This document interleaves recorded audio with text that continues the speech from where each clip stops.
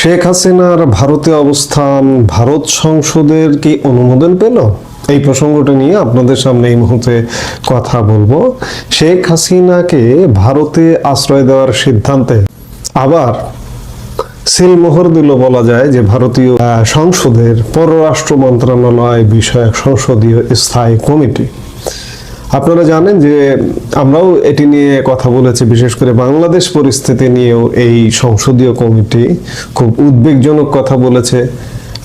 গতকালকেও এটি নিয়ে কথা বলেছি যে বাংলাদেশ পরিস্থিতি ৭১-এর পরে ভারত বাংলাদেশ পরিস্থিতি নিয়ে সবচেয়ে বড় চ্যালেঞ্জের মুখে, এবং একই রিপোর্টে বাংলাদেশের নির্বাসিত প্রধানমন্ত্রী শেখ হাসিনাকে নিয়ে, শেখ হাসিনার ভারতে অবস্থান নিয়ে খুব উল্লেখযোগ্য অভিমত পেশ করেছে। যে এই অভিমতটা এটি প্রকাশ করে যে শেখ হাসিনার ভারতে অবস্থানকে একদম সংসদ কর্তৃক বলা যায় সংসদীয় কমিটি কর্তৃক পাকাপোক্ত করে দিল। বাংলাদেশ যখন উত্তাল, বাংলাদেশে যখন অস্থিরতা দিনকে দিন বাড়ছে, সেই সময় ভারতীয় সংসদ কর্তৃক পররাষ্ট্র বিষয়ক স্থায়ী কমিটি কর্তৃক এমন একটি রিপোর্ট পেশ নিঃসন্দেহে শেখ হাসিনার আশ্রয় এবং অভয় আশ্রয় বলা যায়, অভয় আশ্রয়ের জন্য নিঃসন্দেহে এটি একটি গুরুত্বপূর্ণ বার্তা বহন করে। শেখ হাসিনাকে ভারতে আশ্রয় দেওয়ার সিদ্ধান্তে প্রথমে সংসদ, তারপর বিদেশ মন্ত্রকের সংসদীয় কমিটি আগেই সায় দিয়েছিল। এরপরও গত বৃহস্পতিবার বিদেশ মন্ত্রকের সংসদীয় কমিটি আবারও ভারত সরকারের সিদ্ধান্তে এক প্রকার অনুমোদন দিয়ে দিল। তারা বলেছে, মানবিক দৃষ্টিকোণ থেকে নেওয়া এই সিদ্ধান্ত ভারতের ঐতিহ্য ও পরস্পরকেই ধারণ করছে।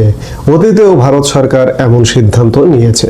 বিশেষ করে কোনো ব্যক্তি কঠিন পরিস্থিতির মুখোমুখি হলে ভারত তার পাশে আতিথেয়তার হাত বাড়িয়ে দিয়েছে। সংসদীয় কমিটির ওই অভিমত শেখ হাসিনা ও আওয়ামী লীগের জন্য বাড়তি স্বস্তির কারণ বলে মনে করছে ওয়াকিবহাল মহল। এর আগে গত মাসে শেখ হাসিনাকে বাংলাদেশের ট্রাইব্যুনাল মৃত্যুদণ্ড দেওয়ার পর বাংলাদেশের সরকার সাবেক প্রধানমন্ত্রীকে প্রত্যর্পণের জন্য বারবার তাগিদ দিয়েছে, ভারতকে বিবৃতি দিয়েছে, লিখিত চিঠি পর্যন্ত পাঠিয়েছে, কূটনৈতিক পত্র পাঠিয়েছে। বাংলাদেশ সরকারের কূটনৈতিক চিঠির প্রাপ্তি স্বীকার করলেও, মৌখিকভাবে প্রাপ্তি স্বীকার করলেও এখন পর্যন্ত কোনো জবাব দেয়নি। আপনারা জানেন গত ডিসেম্বরেও বাংলাদেশ সরকার ভারত সরকারকে চিঠি পাঠিয়েছিল, তার কোনো জবাব দেয়নি, বরঞ্চ সেই চিঠির প্রশ্ন তুলেছিল ভারত সরকার। আর এবারের চিঠির তো প্রশ্নই আসে না, কোনো জবাবই দেয়নি। এর কিছুদিন আগে ভারতের পররাষ্ট্রমন্ত্রী এস জয়শঙ্করও শেখ হাসিনার ভারতে অবস্থান, তিনি দেশে ফেরা কিংবা এইসব নিয়ে জয়শঙ্করও মন্তব্য করেছিলেন, এবং তিনি বলেছিলেন যে শেখ হাসিনা বিশেষ পরিস্থিতিতে ভারতে এসছেন এবং তার যতদিন খুশি তিনি থাকবেন। আর এই প্রেক্ষাপটে ভারতের বিদেশ মন্ত্রকের সংসদীয় স্থায়ী কমিটির সিদ্ধান্তের গুরুত্ব ও তাৎপর্য অনেক বেশি। কমিটির এমন অভিমতের ফলে শেখ হাসিনাকে ভারতে আশ্রয় দেওয়ার সিদ্ধান্ত এখন শুধু ভারত সরকারের বিষয় রইল না, প্রথম সারির সব দল কার্যত আওয়ামী লীগ প্রধান শেখ হাসিনাকে আশ্রয় দেওয়ার সিদ্ধান্ত নিয়ে ফেললো বা অনুমোদন দিয়ে দিল।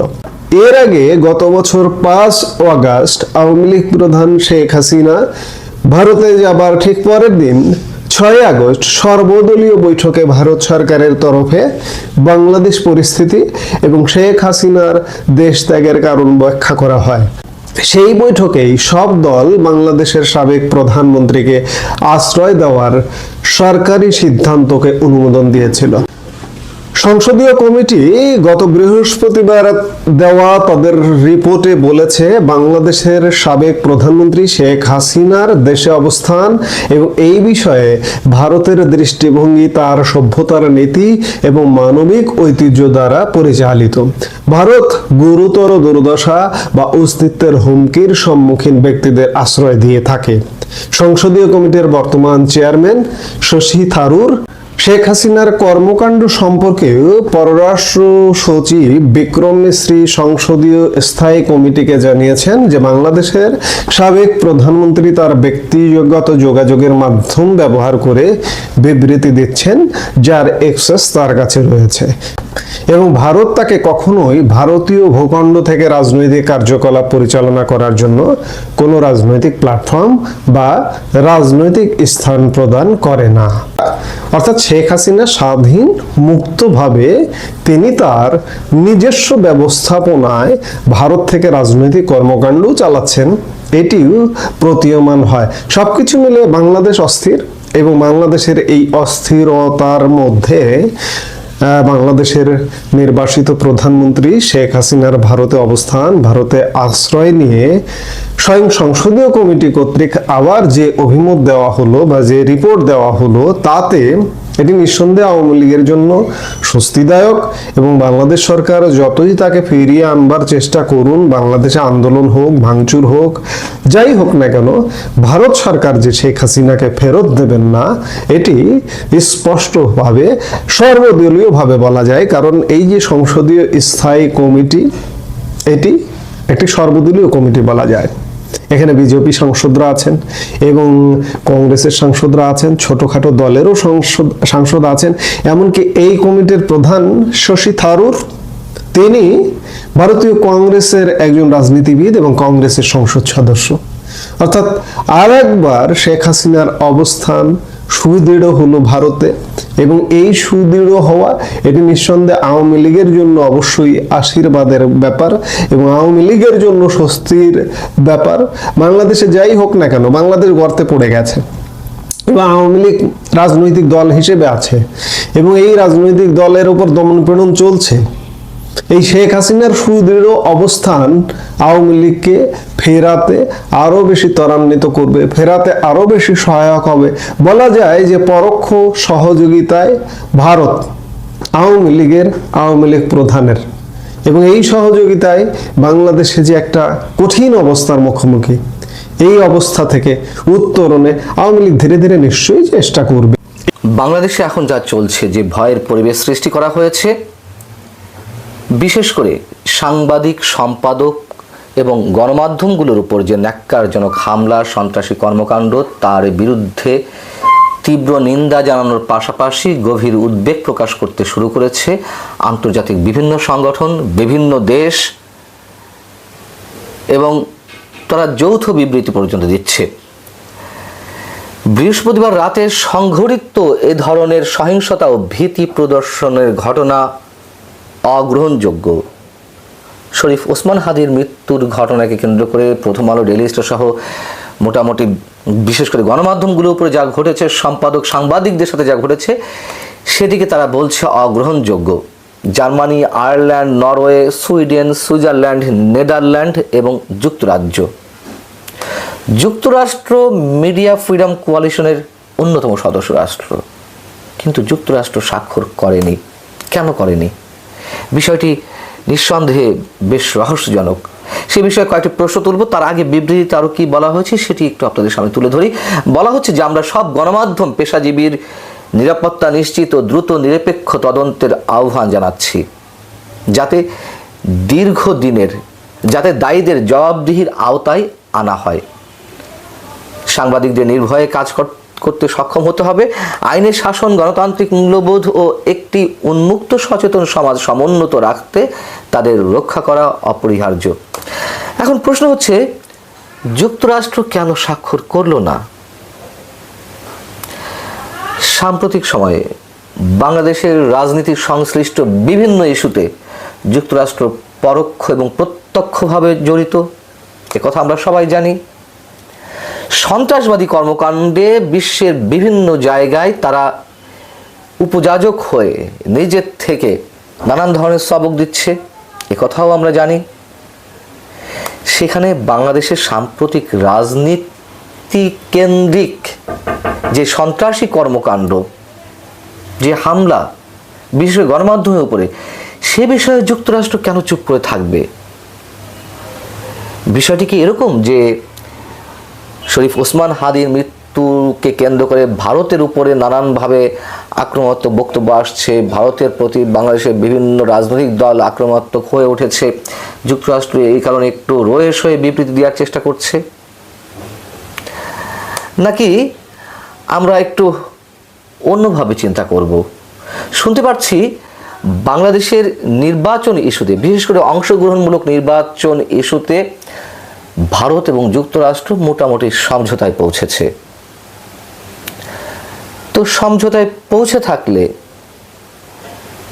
ভারত যেটি চাইছে সেটিকে গুরুত্ব দেওয়ার চেষ্টা করছে যুক্তরাষ্ট্র, এবং যে ধরনের বক্তব্য, আক্রমণাত্মক নানান ধরনের মন্তব্য ভারতের প্রতি হচ্ছে, সেই দিক থেকে তো ভারতের প্রতি আরো সহমর্মী হওয়ার কথা। সেদিক থেকেও কেন স্বাক্ষর করল না, হিসাব মিলছে না। আবার বাংলাদেশে যেহেতু দীর্ঘদিন ধরে মার্কিন কোনো রাষ্ট্রদূত ছিলেন না, এতদিন যিনি ছিলেন ভারপ্রাপ্ত রাষ্ট্রদূত হিসেবে কাজ করেছেন, নতুন যে রাষ্ট্রদূত ট্রাম্প প্রশাসনের বাংলাদেশের জন্য ব্রেন্ট ক্রিস্টেনসেন, তার নাম আমরা অনেক আগে থেকে জানি যে তিনি বাংলাদেশের রাষ্ট্রদূত হয়ে আসছেন, কিন্তু তার অনুমোদনের বিষয়টি ঝুলেছিল দীর্ঘ 1 বছরের বেশি বা 15 মাস 16 মাস সিনেটে। সিনেট সেটি পাশ করেছে, ব্রেন্ট ক্রিস্টেনসেনকে অনুমোদন দিয়েছে। এটি ব্রেন্ট ক্রিস্টেনসেন তিনি নিজেই তার লিঙ্কডইন পোস্টে জানিয়ে দিয়েছেন। এই বিষয়টি অনেকে মেলানোর চেষ্টা করছেন যে তিনি নতুন জয়েন করছেন বা তার উপরে অনেক কিছু নির্ভর করছে, এই কারণেই এতে স্বাক্ষর করেন না। আমার কাছে মনে হয় না যে বিষয়টি এখানে তেমন কোনো প্রকার ম্যাটার করে। তারপরে এটি তো বৈশ্বিক বিষয়, এবং যুক্তরাষ্ট্রের যেটি ঘোষিত নীতি সন্ত্রাসবাদের বিরুদ্ধে তাদের যে অবস্থান, সেখান থেকে তারা এটিতে স্বাক্ষর করতেই পারত, বিশেষ করে গণমাধ্যমের বিষয়, সাংবাদিকদের বিষয়। আমরা এটিও জানি যে ডোনাল্ড লু ছিলেন দক্ষিণ এশিয়া বিষয়ক মার্কিন সহকারী পররাষ্ট্রমন্ত্রী, এবং ডোনাল্ড লু এর মাধ্যমে এই সাবকন্টিনেন্ট বা দক্ষিণ এশিয়ার কোনো রাষ্ট্রে সরকার পরিবর্তন হয়েছে তার হস্তক্ষেপের কারণে, তার কূটনৈতিক বা রাজনৈতিক তৎপরতার মাধ্যমে। সেই ডোনাল্ড লু এর জায়গায় ট্রাম্প প্রশাসনের যিনি মার্কিন সহকারী পররাষ্ট্রমন্ত্রী হয়ে আসছেন দক্ষিণ এশিয়ার জন্য, পল কাপুর। এই পল কাপুরও এই অঞ্চলের নিরাপত্তা বিশ্লেষণ নিয়ে কয়েক দশক ধরে কাজ করছেন। দক্ষিণ এশিয়ার নিরাপত্তা নিয়ে তিনি ব্যাপকভাবে লেখালেখি করে আসছেন, বিশেষ করে পাকিস্তান কিভাবে জিহাদি জঙ্গিবাদদের ব্যবহার করে তা নিয়ে তিনি লিখে আসছেন। তাহলে এই অঞ্চলে নানান ইস্যুতে যুক্তরাষ্ট্র যে গভীর মনোনিবেশ দিয়ে রেখেছে, সেই জায়গা থেকে এত বড় একটি ঘটনা বৃহস্পতিবার রাতে ঘটল, সেখানে কেন যুক্তরাষ্ট্র সাংবাদিক সম্পাদক বা গণমাধ্যমের স্বাধীনতার জন্য যে বৈশ্বিক সংগঠন মিডিয়া ফ্রিডম কোয়ালিশন, তার যে স্টেটমেন্ট কেন স্বাক্ষর করলো না? আমরা এটুকু বলতে পারি, খেলা অনেক ধরনের চলছে। বাংলাদেশ এই অঞ্চলের ভূ রাজনীতির জন্য যে প্রাণকেন্দ্রে উঠে এসেছে, তা এত সহজেই মিটছে না। তবে বলে রাখি, ভারতকে অবশ্যই যুক্তরাষ্ট্রের প্রয়োজন তার পারপাস সার্ভ করতে লোকাল এজেন্ট হিসেবে, এখানে কোনো ভুল নেই। তবে আমি এই বিষয়টি আসলে মেলাতে পারছি না, কেন যুক্তরাষ্ট্র এরকম একটি সেন্সিটিভ ইস্যুতে সিগনেচার করলো না, স্বাক্ষর করলো না। এদিকে আমরা দেখলাম যে যতটা গণমাধ্যম নিয়ে বা প্রথম আলো রিয়েল এস্টেটের উপরে যে হামলা, যেই ন্যাক্কারজনক হামলা, সেই একই ধরনের হামলা ঐতিহ্যবাহী সাংস্কৃতিক সংগঠন ছায়ানটের উপরে হয়েছে, সেই বিষয়টিতে মানুষের খুব বেশি ফোকাস নেই। অথচ ছায়ানটের উপরে যে হামলা, এটিও প্রথম আলো রিয়েল এস্টেটের উপরে যে ন্যাক্কারজনক আক্রমণ, তার চেয়ে কোনো অংশ কম নয়, কিন্তু সেই বিষয়টা একেবারে ধামাচাপা পড়ে যাচ্ছে।